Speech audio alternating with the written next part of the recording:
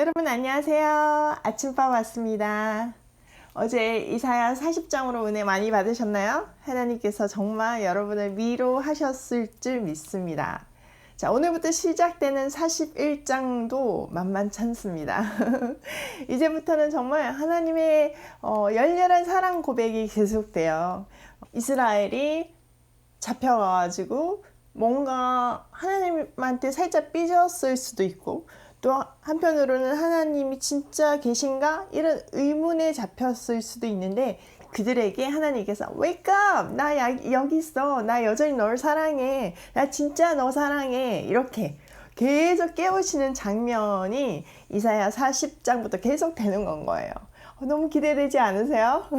특별히 41장부터 48장은 하나님께서 우상들, 열방의 모든 우상을 불러 세워서 법정에 세우십니다. 마치 법정에서 공방을 펴듯이 하나님 대 우상, 누가 진짜 참신인가 이걸 보여주는 공방이 계속 되는데요. 한번 들어가서 보도록 하겠습니다. 41장 1절 섬들아 내 앞에 잠잠하라. 민족들아 힘을 새롭게 하라. 가까이 나아오라. 그리고 말하라. 우리가 서로 재판 자리에 가까이 나아가자. 네, 열방을 불러 세우는 건 거죠. 그래가지고 다 법정으로 나오게 부릅니다. 그리고 니네가 할 수 있는 모든 힘을 합쳐가지고 지금 내 앞에서 우리 한번 재판해보자 이 얘기를 하는 거죠. 자, 그 다음 2절부터는 하나님의 진술이 먼저 시작됩니다. 자, 2절 볼게요. 누가 동방에서 사람을 일깨워서 공의로 그를 불러 자기 발 앞에 이르게 하였느냐. 열국을 그의 앞에 넘겨주며 그가 왕들을 다스리게 하되 그들이 그의 칼에 티끌 같게 그의 활에 불리는 촉에 같게 하며 그가 그들을 쫓아가서 그의 발로 가보지 못한 길을 안전히 지났나니. 이렇게 얘기하죠. 여기서 얘기하는 동방에서 한 사람은 누구냐면은 고레스를 얘기하고 있습니다. 여러분, 고레스는 아시다시피 포로 귀한 칙령을 발표한 하나님의 종으로 사용된 페르시아의 왕입니다. 바벨론이 있고 동쪽에 바사와 메대가 있었거든요. 근데 메대는 더 작은 나라였습니다. 근데 거기에 왕이 고레스였는데 이 바사와 메대가 연합군을 만들고 여기에 통치자가 되어서 바벨론을 무찌른 그 왕이 바로 고레스죠. 하나님께서 그를 불러서 어떤 권력, 그때 최강대국이었던 바벨론까지도 초계같이 흩어지게 하는 그 역사를, 그 권력을 주신 분이, 그 고레스의 권력을 주신 분이 하나님이다. 그 얘기를 하시는 겁니다. 4절 이 일을 누가 행하였느냐, 누가 이루었느냐, 누가 처음부터 만대를 불렀느냐. 나 여호와라. 처음에도 나요, 나중에 있을 자에게도 내가 곧 그니라. 이렇게 얘기하죠. 하나님은 창조의 때부터 인류 역사를 만들어 오셨습니다. 그래서 처음에 태초부터 있었던 분도 하나님이시오, 나중 끝날까지 있을 분도 하나님이시라는 거죠. 내가 곧 그니라. 이 말은 출애굽기에 나는 스스로 있는 자다, 뭐 이런 뉘앙스가 있는 거고, 또 요한계시록에 나는 알파요 오메가다, 이거랑 맞닿아 있는 건 거죠. 그러니까 성경은 처음부터 끝까지 이렇게 연결성, 통일성이 있다는 것을 보면서 이 성경의 저자는 하나님이다. 각 시대의 사람을 쓰시기는 하셨지만 성령의 감동하심으로 그들이 쓰임을 받았구나, 이거를 알 수 있습니다. 자, 5절에서 7절까지는요, 하나님께서 이렇게 변론을 하시자 거기에 대한 반응입니다. 5절 섬들이 보고 두려워하며 땅끝이 무서워 떨며 함께 모여와서, 네, 이제 하나님이 나는 알파요 오메가요, 세상의 처음이자 끝이고 내가 그 왕을 만들어서 지금 역사를 만드는 역사의 주인이다, 이렇게 얘기를 하니까 우상, 온 열방의 우상들이 두려워서 뜨는 건 거예요. 그랬더니 6절 각기 이웃을 도우며 그 형제에게 이르기를 너는 힘을 내라 하고 너무 재밌어요. 우상들이요 서로 막 응원을 하는 건 거예요. 막 형제들한테 힘을 도우며 우리 힘내자, 힘내보자, 힘을 내보자 막 이러면서 하는 게 뭐냐면은 7절이에요. 목공은 금장색을 격려하며 망치로 고르게 하는 자는 매질꾼을 격려하며 이르되 땜질이 잘 된다 하니 그가 못을 단단히 박아 우상을 흔들리지 아니하게 하는도다. 네, 그들이 각각 맡은 분야 최고의 어떤 사람들이 와가지고 우상을 만드는 건 거예요. 하나님이 한번 변론해보자, 우리 한번 재판해보자 이러니까 자기네들도 전열을 다 가다듬어서 하나님 앞에 나가는 건 거죠. 그래가지고 이제 우상을 만드니까 오늘따라 참 땜질이 잘 된다 이러면서 서로 막 격려하는 거예요. 근데 그들이 만든 결론이 뭐냐면은 우상을 만들었어요. 근데 그 우상이 혼자 서지를 못하는 건 거예요. 그 우상을 만든 목적은 그들이 예배하기 위해서, 도움을 청하기 위해서 우상을 만든 건 건데, 그 우상을 finally 자기 혼자 서지도 못해서 결국은 못으로 단단히 박아서 우상이 흔들리지 않게 하는 건 거예요. 사람의 도움 없이는 서지도 못하는 그 우상이 무슨 의미가 있냐? 하나님은 이 얘기를 하시는 건 거죠. 자, 그러면서 그 실체를 보여주면서 이스라엘에게 두려워하지 말라, 그 메시지가 8절부터 있습니다. 자, 8절. 그러나 나의 종 너 이스라엘아, 내가 택한 야곱아, 나의 벗 아브라함의 자손아, 이렇게 이스라엘을 3번 부르고 있죠. 나의 종, 내가 쓰는 종이자, 내가 택한 백성이자, 그리고 더 나아가서 나의 벗 아브라함의 후손이라는 건 거예요.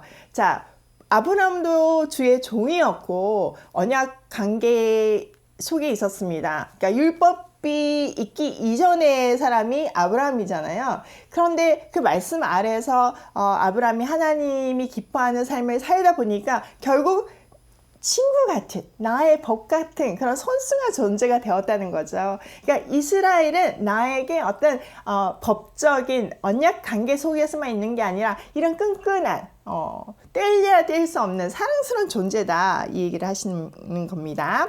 9절. 내가 땅 끝에서부터 너를 붙들며 땅 모퉁이에서부터 너를 부르고 내게 이르기를 너는 나의 종이라, 내가 너를 택하고 싫어하여 버리지 아니하였다 하였노라, 이렇게 말씀하시죠. 그러니까 지금 이스라엘은 하나님이 나를 버린 것 같다고 생각을 하는 건 거예요. 바벨론에 끌려갔으니까 우리 하나님은 바벨론 신한테 일단 졌고, 그리고 우리가 지금 이렇게 포로 잡혀서 계속 살고 있으니까 우리한테는 소망이 없다. 하나님이 우리를 버리셨다. 과거에는 있었을지 모르겠지만 우리 조상들의 하나님이었을지는 모르겠지만 나랑 상관없다. 이런 마음 상태인 건 거예요. 그러니까 그 사랑하는 내 백성에게 계속 아니라고 얘기를 하는 거죠. 내가 너를 땅끝에서 불렀고 내가 너를 택했고 너는 내 종이고 내가 비록 지금 너를 정신 차리게 하기 위해서 회초리를 들었지만 내가 너를 싫어하는 게 아니야. 내가 너를 사랑해. 그 얘기죠. 자, 10절. 그러면서 두려워하지 말라. 네. 너희는 지금 이 상황, 또 바벨론의 신, 이런 거 아무것도 두려워하지 말라. 왜냐하면 내가 너와 함께 함이라, 이러시죠. 놀라지 말라. 나는 내 하나님이 됨이라. 내가 너를 굳세게 하리라. 참으로 너를 도와주리라. 참으로 나의 의로운 오른손으로 너를 붙들리라. 우리가 찬양으로 잘 알고 있는 이런 구절인데요. 정말 두려워하지 말고 놀라지 말 것은 하나님이 우리랑 함께 하시고 하나님이 나의 하나님, 우리의 하나님이 되어주시기 때문이에요. 우주를 창조하신 분이, 역사를 주관하시는 분이 나와 함께 계신다면 내가 도대체 뭐가 두렵겠어요? 여러분, 하나님보다 더 높은, 아니면 더 영향력을 미칠 수 있는 사람이 있으면 그 사람 의지해 보세요. 없다니까요. 그러면서 너는 굳세어라. 내가 너랑 함께 하니까 제발 굳세어라. 그리고 네 지금 환경이 포로 생활이지만 내가 나의 의로운 오른손, 그러니까 능력으로 너를 붙들어 주리라, 이 얘기를 하시는 겁니다. 11절. 보라, 내가 노하던 자들이 수치와 욕을 당할 것이요 너와 다투는 자들이 아무것도 아닌 것 같이 될 것이며 멸망할 것이다. 네, 너를 대적하는 모든 적들이 없어질 것이고 nothing, 이렇게 될 것이라는 거죠. 12절. 내가 찾아도 너와 싸우던 자들을 만나지 못할 것이요 너를 치는 자들을 아무것도 아닌 것 같고 험한 것 같이 되리니. 그렇게 두려웠던 존재가 아무것도 아닌 거, 뭐 이렇게 느껴진다는 거예요. 왜 어렸을 때 큰 사람들 보면 되게 두렵고 뭐 그런 느낌이 있었을 때가 있잖아요. 근데 자라서 보면 저 오히려 그분은 이제 늙거나 막 이렇게 되면서 내가 그 두려워했던 그 사람 맞나 이런 생각이 들 때 있잖아요. 그런 것 같이 그냥 아무것도 왜 내가 그때 저 사람을 두려워했지? 저 존재를 두려워했지? 그렇게 고백하게 될 것이라는 거죠. 왜냐면은 13절 이는 나 여호와 너희 하나님이 내 오른손을 붙들고 내게 이르기를 두려워하지 말라 내가 너를 도우리라 할 것임이라 그렇게 말씀하세요. 네, 결국 계속 반복해서 말씀하시는 게 두려워하지 말라는 거예요. 두려워하지 말라. 계속 얘기하시죠. 내가 너를 도와주고 내가 너와 함께하고 내 능력이 너를 지켜줄 것이니까 제발 두려워하지 말라. 이 얘기를 하는 거죠. 막 지금 이스라엘은 완전 쫄아 있어요. 예, 쫄아 있어요. 정말 그 바벨론 압제하 바벨론 신들에게 눌려서 쫄아 있는데 하나님은 그건 아니라는 거예요. 내가 여기 있으니까 다시 너희의 정체성을 찾아라. 이 얘기를 하시는 거죠. 또 14절에서 16절도 좌절하지 말라. 니네 지금 앞에는 두려워하지 말라잖아요. 그러니까 좌절하지 말라. 그렇게 얘기하십니다. 14절 버러지 같은 너 야곱아 너희 이스라엘 사람들아 두려워하지 말라. 나 여호와가 말하노니 내가 너를 도울 것이라. 내 구속자는 이스라엘의 거룩한 이이다. 이렇게 자 버러지 같은 너 야곱아 그러니까 미미한 존재 하나님 없으면 우리 정말 미미한 존재잖아요. 그러니까 진짜 이렇게 누르면 죽는 벌레처럼 우리의 생명이라는 것이 한날 정말 한순간에 없어질 수 있는 거잖아요. 나이가 우리의 죽음의 순서가 아니잖아요. 그러니까 니네가 정말 연약한 거 알지만 두려워하지 말라. 왜?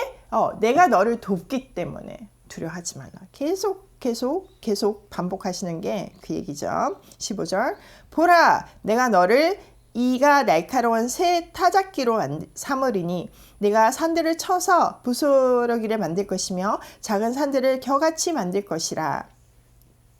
16절까지 읽을게요. 내가 그들을 까부른 즉 바람이 그들을 날리겠고 회오리 바람이 그들을 흩어버릴 것이로되 너는 여호와로 말미암아 즐거워하겠고 이스라엘의 거룩한 이로 말미암아 자랑하리라. 네. 자 이스라엘을 어떻게 한대요? 니네 연약하지만 내가 이제 새 타작기로 만들 거래요. 여러분 타작기는 그때 당시 타작기는 두 종류가 있었는데 여기서 말하는 타작기는 그 나무 같은 거에 그러니까 쇠 같은 거가 붙어 있어서 이렇게 지나가면 알곡들이 깨지면서 껍질을 까시는 그런 타작기인 건 거예요. 그래서 지금 이스라엘은 이제 더 이상 버러지 같은 연약한 존재가 아니라 이런 천하무적 모든 것을 다 갈아 엎을 수 있는 이 새 타작기가 될 것이라는 거예요. 그래서 그들이 두려워하던 아니면 그들의 장애물이던 산 뭐 이런 것들이 다 겨같이 갈아질 것이고 그리고 겨는 바람 후 불면 다 날아가잖아요. 그런 것 같이 다 날려갈 것이다. 회오리 바람이 그들을 흩어버릴 거다. 그때 하나님이 너희를 새 타작기로 사용하시는 것을 보면 너희는 그 하나님을 드디어 이제 자랑하게 될 거다. 이 얘기죠. 자, 17절부터는 그들이 여전히 지금 계속 낙심하고 있어요. 여러분 사실 환경이요 사람한테 참 많은 영향을 줘요. 환경이 어려우면 사람이 주눅이 들 수밖에 없잖아요. 그리고 좀 낙심이 될 수밖에 없잖아요. 내가 여호와의 이름을 아무리 든든하게 무장을 해도 또 그런 생각이 순간순간 들 수가 있잖아요. 그들에게 낙심하지 말라 그 얘기를 합니다. 하나님이 그들의 처지가 어떤지를 딱 말씀하시고 가시는데요. 가련하고 가난한 자, 이스라엘이 딱 이렇게 가련하고 가난한 자 이런 상황이라는 거죠. 가련하고 가난한 자가 물을 구하되 물이 없어서 갈증으로 그들의 혀가 마를 때에 나 여호와가 그들에게 응답하겠고 나 이스라엘의 하나님이 그들을 버리지 아니할 것이라. 네, 너무 가련하고 가난한 사람이 물을 찾는데 물이 없어요.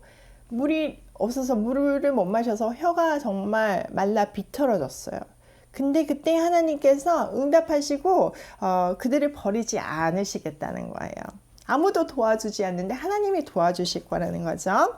자, 어떻게 도와주시나? 18절. 내가 헐벗은 산에 강을 내며 골짜기 가운데 샘이 나게 하며 강야가 못이 되게 하며 마른 땅이 샘 근원이 되게 할 것이라. 내가 강야에는 백향목과 시뜸나무와 화석과 들감람나무를 심고 사막에는 잣나무와 소나무와 황양목을 함께 두리니. 이렇게 회복시키신다는 거예요. 여러분, 산이 헐벗었는데 거기 무슨 강이 있을 것이며 골짜기가 말랐는데 거기 무슨 샘이 있겠어요.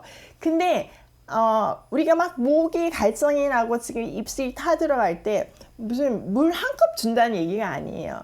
아예 샘을 주시고 그러니까 부족함의 근원을 채워주신다는 거예요. 그러니까 우리가 만약에 돈이 부족하면 그 돈에 뭐 지금 당장 필요한 거 얼마를 주시는 게 아니라 그 근원을 채워주시겠다.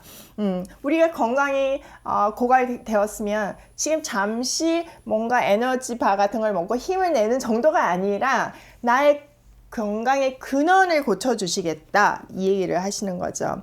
그러니까 사막에 이제 물이 흐르고 또 거기에 이제 나무들이 심겨지고 정말 아름다운 세상이 되는 것이 이제 보이는 건 거죠. 자, 20절. 무리가 보고 여호와의 손이 지으신 바요 이스라엘의 거룩한 이가 이것을 창조하신 바인 줄 알고 함께 헤아리며 깨달으리라. 이게 감동인 거예요. 여러분, 하나님께서 이제 우리를 회복하시잖아요. 그러면 우리는 회복을 통해서 그 축복을 누리죠. 그것도 너무 감사한데 이 모든 광경을 지켜보는 열방이 하나님을 알게 되고 하나님을 깨닫게 되고 하나님을 찬양하게 된다는 거예요. 우리 삶이 열방을 돌이키는 그런 선한 도구로 사용된다면 고생을 좀 감당할 만하지 않나요? 그러면서 하나님은 다시 한번 21절에서부터 24절까지는 우상이 얼마나 허무하고 무능한지에 대해서 다시 세기를 받으세요. 21절. 나 여호와가 말하노니 너희 우상들은 소송하라. 내가 지금 나에 대해서 변론을 했는데 니네 혹시 반발할 거 있으면 얘기해라, 이러는 거죠. 야곱의 왕이 말하노니 너희는 확실한 증거를 보이라. 나 우상이라고 주장하지 말고 증거를 좀 보여봐라. 신이라는 증거를 좀 보여봐라, 이러시는 거죠. 22절. 장차 당할 일을 우리에게 진술하라. 또 이전 일이 어떠한 것도 알게 하라. 우리가 마음에 두고 그 결말을 알아보리라. 혹 앞으로 올 일을 듣게 하며 뒤에 올 일을 알게 하라. 그리하면 너희가 신들인 줄 우리가 알리라. 또 복을 내리든지 재난을 내리든지 하라. 우리가 함께 보고 놀라리라. 보라, 너희는 아무것도 아니며 너희 일은 허망하며 너희를 택한 자는 가증하니라. 이렇게 얘기하죠.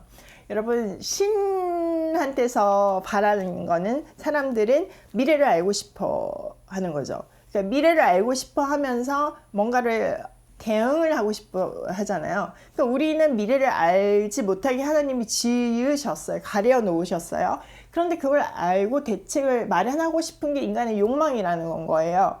근데 그거를 하나님한테 묻는 게 아니라 우상한테 가서 묻는 것 자체가 잘못됐죠. 또 하나 우상한테 바라는 거는 나한테 복을 주게 하는 거, 그거잖아요. 그런데 하나님께서 지금 너 우상, 너 신 맞으면 스스로 좀 증거를 대봐라, 그러면서 과거, 앞으로 일어날 거, 그러니까 미래, 사람들이 기대하는 거, 예언하는 거, 너 그거 한번 얘기해봐. 우리가 맞나 한번 들어볼게. 혹시 그게 어려우면 과거라도 얘기해봐. 그거 진짜 맞나? 우리가 한번 들어볼게. 니네가 그렇게 증거를 하면 내가 너 신인 거 인정해줄게. 그 얘기잖아요. 그런데 결론적으로 24절이죠. 니네 아무것도 아니네. 아무것도 못하는 거잖아요. 아무것도 아니네. 너희 일은 정말 허망하며 너희를 신이라고 택한 그들의 삶도 너무나 허무하고 가증하다. 이렇게 얘기하죠. 자, 그러면서 25절부터 마지막 절까지는 그런 무능한 우상에 대비되는 하나님의 위대한 능력을 보여주십니다. 자, 25절. 내가 한 사람을 일으켜 북방에서 오게 하며 내 이름을 부르는 자를 해 돋는 곳에서 오게 하였나니 그가 이르러 고관들을 석회같이 토기장이가 진흙을 밟은 같이 하리니. 여기 또 한 사람 고레스를 얘기하는 거죠. 장차 올 사람. 페르시아가 바벨론을 점령한다는 거예요. 지금 이스라엘 사람들한테는 바벨론이 제일 무서운 어떤 권력자고 넘을 수 없는 벽이잖아요. 그런데 하나님께서 한 사람을 불러내서 두려운 존재를 없애고 그 고레스, 하나님의 종이 포로 귀한 정책을 발표하게 함으로써 고향으로 돌아가게끔 하게 할 것이다. 그 얘기 하죠. 26절, 누가 처음부터 이 일을 알게 하여 우리에게 알았느냐? 누가 이전부터 알게 하여 우리가 옳다고 말하게 하였느냐? 알게 하는 자도 없고 들려주는 자도 없고 너희 말을 듣는 자도 없더라. 내가 비로소 시온에서 너희는 이제 그들을 보라 하였노라. 내가 기쁜 소식을 전할 자를 예루살렘에게 주리라. 하나님께서는 우상은 미래를 얘기하지 못했잖아요. 근데 미래에 일어날 거를 얘기하는 거죠. 거의 160년 뒤에 이 일이 정말 일어났잖아요. 그래서 그때야 비로소 니네가 내가 하나님인 줄 알게 될 거다. 이게 얼마나 기쁜 소식인 줄 알게 될 거다. 우상하고 비교해서 누가 참신인지 알게 될 거다. 이 얘기를 하시는 거죠. 28절, 29절. 내가 본즉 한 사람도 없으면 내가 물어도 그들 가운데서 한 말로 대답할 조언할 자가 없도다. 보라, 그들은 다 헛되며 그들의 행사는 허무하며 그들이 부어 만든 우상들은 바람이요 공허한 것뿐이라. 그들은 과거도 얘기하지 못하고 미래도 얘기하지 못하고 결국 공허하다. 그에 반해서 하나님은 과거도 얘기하시고 미래도 하시고 결국 역사를 주관하신다는 것을 증명하시는 분이다. 이 얘기를 하시는 거죠. 여러분, 이 사건은요, 애굽에서 이스라엘을 구해낸 것 같이 바벨론에서 구해내신 하나님, 제2의 출애굽이라고 얘기를 해요. 그러니까 하나님은요, 이 이야기를 사실 여기 처음 이사야를 통해서 얘기하는 게 아니에요. 사실 앞으로 쭉 가보시면요, 신명기에서 이미 끝에 그러니까 나라를 이제 막 시작하면서 그 깊은 기도 속에서 모세는 이 나라가 결국 망할 것이라는 것을 미리 봅니다. 그래서 슬픈 노래를 지어서 부르게 하잖아요. 그러니까 하나님은 이미 과거에서부터 그 얘기를 하셨다는 건 거예요. 하시면서 수많은 예언자를 통해서 나라가 망할 거다, 돌아와라, 계속 이 얘기를 하시는 건 거죠.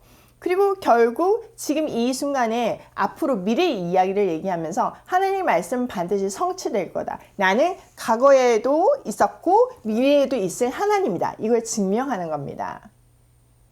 여러분, 이 이스라엘 백성들은 왜 이렇게 되었어요? 네, 하나님께서 우상을 섬기지 말라고 그랬는데 우상 숭배 때문에 결국 이렇게 됐어요. 근데 놀라운 것은요, 이 바벨론 포로 생활을 통해서 그들에 의해서 우상이 제거되었다는 건 거죠. 너무 놀랍지 않나요? 결국 하나님은 환난을 통해서 우리한테서 빼고자 하는 것을 빼세요.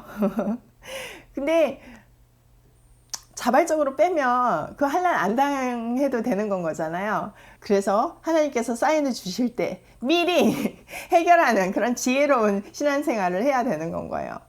여러분, 하나님께서 계속 오늘 41장 본문에서 얘기하는 게 내가 하나님이다. 내가 능력의 하나님이다. 그러니까 나를 믿으라. 니네 포기하지 말고 좌절하지 말고 힘을 다시 내라. 왜냐하면 내가 너와 함께하기 때문이다. 이 얘기를 하시는 거잖아요. 이 얘기는 동일하게 우리에게도 임하는 말씀입니다. 그러려면요, 우리의 분명한 정체성을 알아야 되는 거예요. 지금 이스라엘은 하나님의 택한 백성이고 하나님의 자녀지만 지금 자기의 정체성을 잊어버렸어요. 그냥 환경에 눌려가지고 또 권력에 눌려가지고 뭐 포기하고 좌절하고, 그리고 나는 하나님의 자녀야. 그거가 어떻게든 그들의 삶에 이펙트를 안 하는 건 거예요. 자기의 정체성을 잃어버렸으니까. 그런 그들에게 하나님은 내가 어떤 하나님인지, 너희를 책임지고 너희 아버지 되신 하나님이 어떤 하나님인지부터 가르쳐 주시는 거예요. 그들이 하나님을 바로 알 때 자기의 정체성을 바로 알게 되는 거죠. 내가 이런 보배로운 존재구나. 이 우주 만물을 창조하시고 역사를 주관하시는 분이 내 아버지이기 때문에 내게 두려울 게 아무것도 없구나. 이걸 깨닫게 되는 건 거예요. 그러면 자연적으로 사명 감당하는 삶을 살 수 있는 건 거예요. 그러니까 하나님을 바로 아는 것이 얼마나 중요한지 모릅니다. 여러분도 많은 상처 가운데 있나요? 회복할 수 없는 어떤 정말 고난 가운데 있나요? 그럴 수 있어요. 고난이 없는 사람은 아무도 없거든요. 상처가 없는 사람도 아무도 없거든요. 근데 하나님께서 그렇게 그 고난 속에 이렇게 쌓여있는 우리에게 말씀하시는 거예요. 깨고 나와라. 너는 그렇게 책상 밑에 있을 사람이 아니다. 너는 그런 어떤 죄책감이나 미움 속에 사로잡혀서 아니면 좌절감에 사로잡혀서 너를 제한하고 그럴 때가 아니다. 왜냐하면 내가 너를 완벽하게 지었기 때문이다. 내가 너와 함께 하니까 너는 뭐든지 할 수 있다. 이 얘기를 하시는 겁니다. 그 회복의 정도는 뭐 물 한 컵 주는 정도가 아니라는 거죠. 우리 부족하고 우리의 어떤 고난이 근원이 되는 그 근본을 해결해 주실 거라는 겁니다. 여러분 믿으십니까? 저는 이 말씀이 너무 소망으로 와닿았어요. 그래서 그 우주 만물을 소유하신 그분의 딸답게 한번 살아보려고요. 여러분 우리 한번 힘을 내봅시다. 하나님께서 우리를 보배로운 존재라고 얘기하셨잖아요. 우린 찌질이가 아닌 보배로운 존재예요. 세상에 눌려있을 존재가 아니라 세상을 살리는 존재예요. 저랑 함께 이 이사야 41장 말씀으로 우리의 정체성을 회복하고 보배로운 존재의 발걸음으로 고고싱이에요.